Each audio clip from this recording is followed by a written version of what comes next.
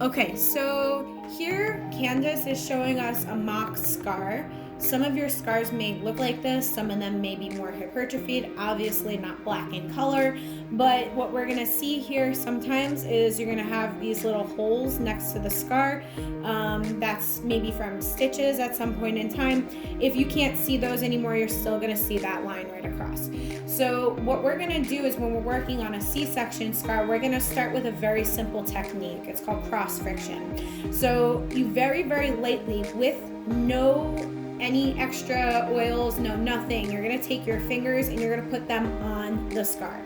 You're going to start at one side and just start moving back and forth. And the key is here, because Candace this is not an actual scar, you're gonna see how nicely that skin moves back and forth. What happens is when we have an actual scar, that gets stuck. So it's gonna look more like that. It's not gonna wanna go anywhere no matter how much you try to go back and forth. So you're gonna start without any oil on here to help move that fascia and break it apart from the underlying structures. This also helps to desensitize the tissue. So Candace here talked a lot about how she has this sensitivity around the scar, and a lot of people have that. So in order to desensitize it and to tell the skin to calm down, what we're gonna do is gonna start doing these motions, and that's gonna help, again, send the right input signals into the brain to allow us to do more work here. The second type of motion we can do is gonna be more of a circle. So I'm gonna put my finger on the scar, and we're gonna go in a circle like so. Clockwise, counterclockwise, and so on. And then you can just move up the scar and then go to the other pieces. Anywhere that it feels like it's bound, that's where you want to work.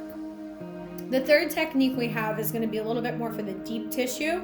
So after you do the first two techniques and it feels like everything's moving pretty well, we're going to do more of a lift.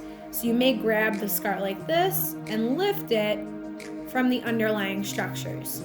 This way may be easier to work than this way, because you see that's much harder for me to bunch the skin there, plus the line of the scar is gonna be adhered to the structures underneath, so it'll be a little easier for me to work with the scar as opposed to against it. So you're gonna start by lifting.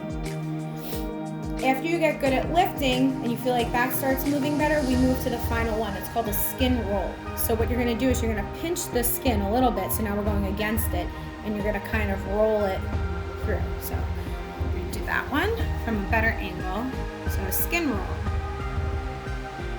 And you just kind of roll the tissue like so. And you can go both directions. Now at the very end of the session, what you're gonna do is you're gonna take a vitamin E or some sort of oil, coconut oil, arnica oil, whatever you need to use. And then you could also do those techniques again, but now because the oil glides, it's gonna be much quicker.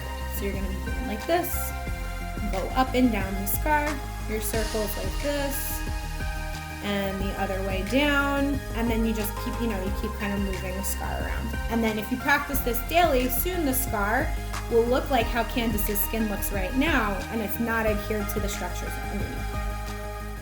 Beautiful.